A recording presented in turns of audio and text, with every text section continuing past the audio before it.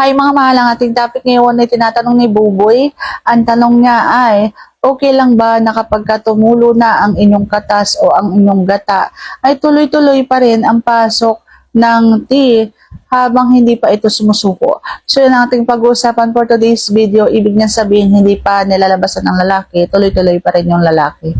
So, interesado ka bang malaman kung ano ang sagot? Please keep on watching para bago yan.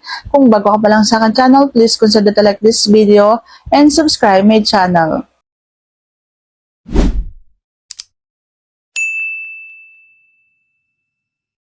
Ang sagot ay walang iba, kundi oo naman. Yun nga yung pinakamasarap yung nilabasan na yung isang babae, tapos tuloy-tuloy ka pa rin. Yun yung makakadalawa, tatlo, apat, na paglabas ang isang babae sa isang beses na palakpakan ninyo.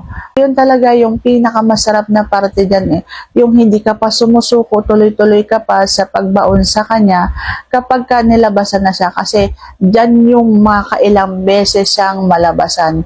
At yan yung pinakamasarap na bagay o parte kapag halimbawa nagpapalakpakan kayo at nalabasan na siya.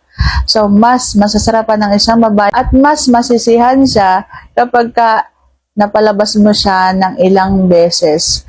Mapapasabi siya ng sobrang sarap ng ginawa ninyo.